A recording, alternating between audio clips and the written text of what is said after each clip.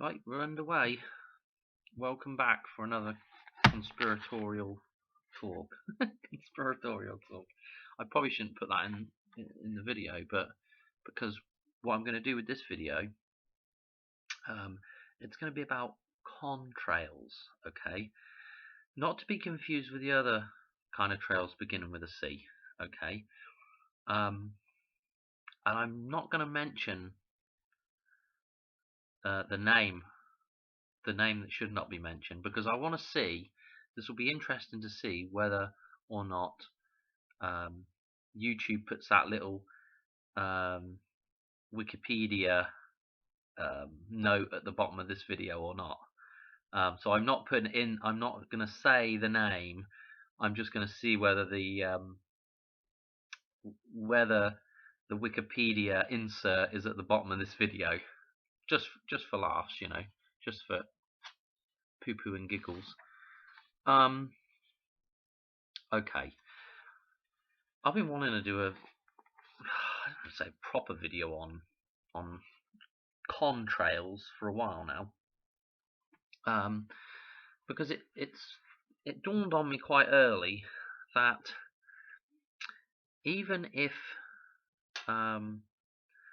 there are certain people out there that believe certain different substances are being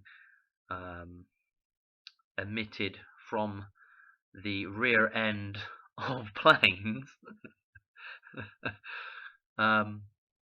even if people believe that and stick a name to it, the likelihood is we're never going to know the truth. But there is a big but here. The big but is just by observing with our own eyes, we can go out and we can look up at the sky and you can see what's going on. Now, I've been going on about this for ages to my family, and they just say, Dan, you're nuts. Planes have always left vapor trails, and I know from growing up as a kid, I've observed planes when I was smaller leaving vapor trails. But what I'm observing now is different from when I was a kid. What I'm observing now is I'm seeing planes, and they tend to be converging, let's use that word, converging on an area, and then we seem to see a lot of cloud formation as a result. Okay, and not all planes that fly over the area do this as well. If you spend enough time outside, you'll see certain planes don't leave trails and some do leave, and most of them that are there leave a contrail. Okay, people say, Dan, you're nuts. Those planes are at a different altitude. They're hitting different air, and that's why they're not leaving a trail. Maybe that's the case, and quite honestly, it's not even worth getting into an argument about whether or not that's happening. The point that I want to make in this video is, okay, there is NASA research out there, and there's stuff on NASA's website that it's not really detailed about it, but it does show you some interesting pictures, and there are some interesting comments about it. And I'm going to show you those bits and pieces here in a minute. But the point I want to make is, if we've got this problem of global warming, right, and there's a potential cause to that, okay, because I'm going to get to this in a minute with this NASA stuff. We should probably stop doing it, shouldn't we? Now, I know from the little schooling that I've had, or the very poor schooling, depending on, what they've taught a science teacher that taught the kids, in the school, the level of brainwashing that was required for me, I do not know. But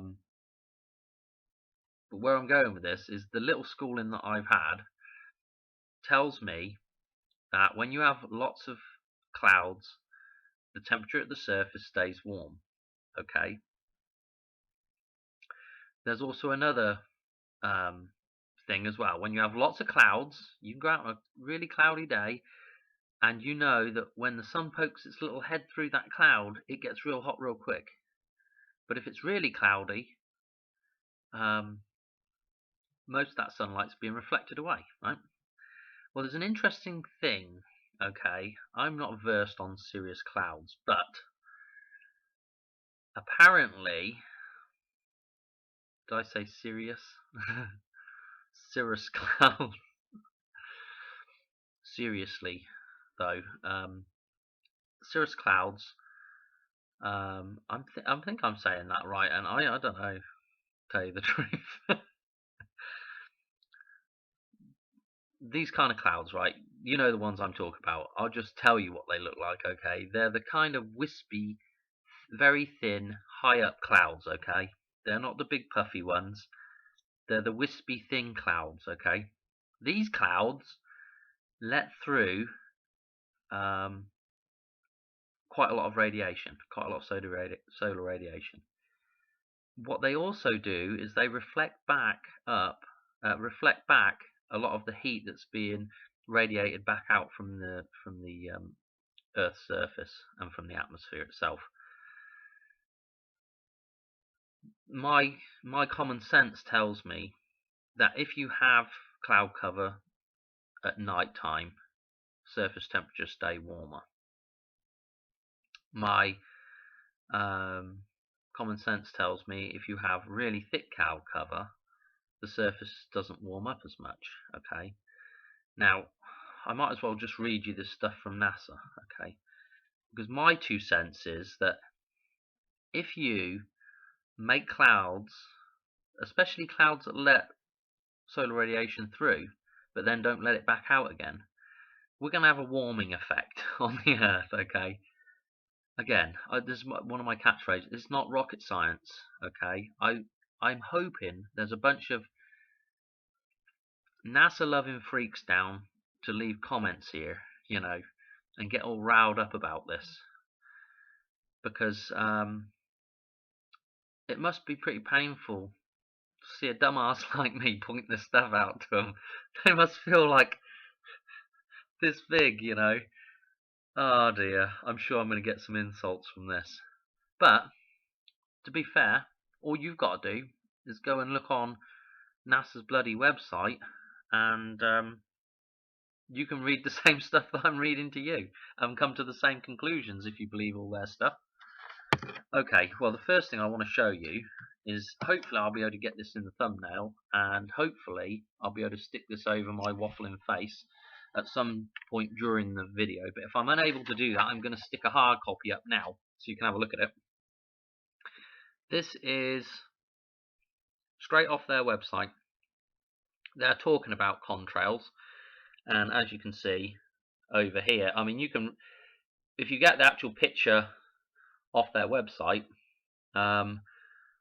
boy, you can really see them. Hang on, let me see. Let's see what we got. I wonder if I've got a. Where's the bloody number on this? The number. Look how old I am.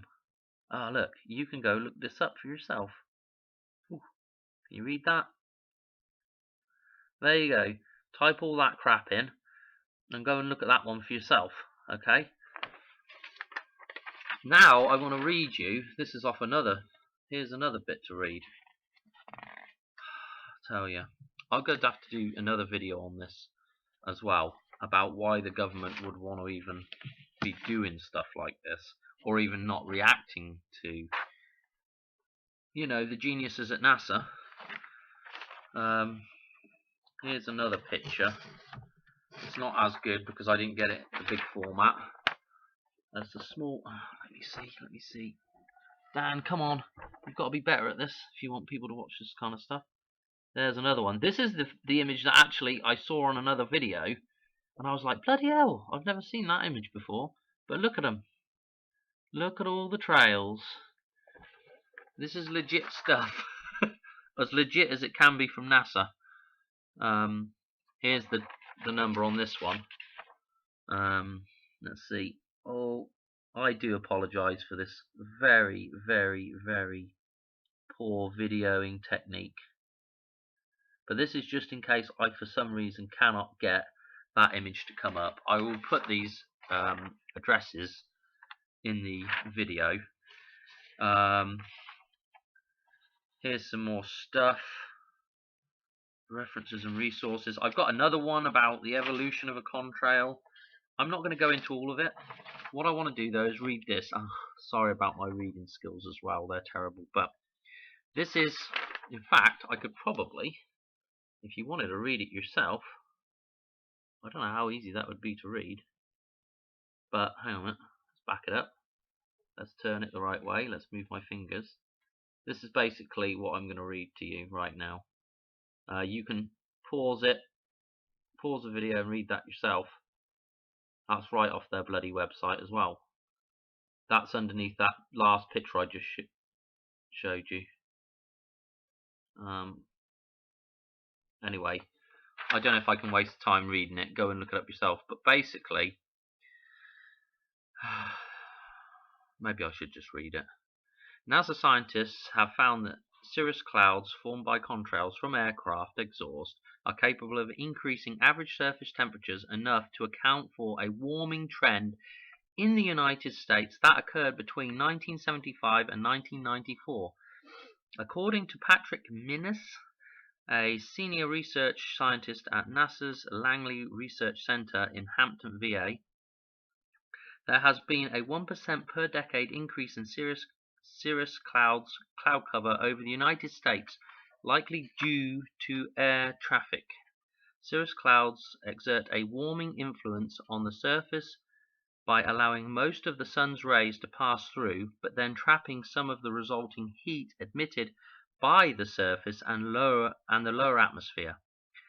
Using a general circulation model, Minnis estimates that cirrus clouds form contrails. I should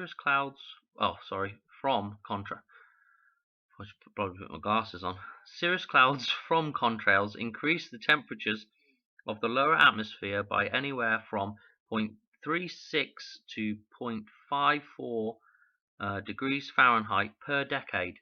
Minnis's results show good agreement with Weather Service data, which revealed that the temperature of the surface and the lower atmosphere rose by almost a half a degree Fahrenheit per decade between 1975 and 1994. Okay, and what's this next bit?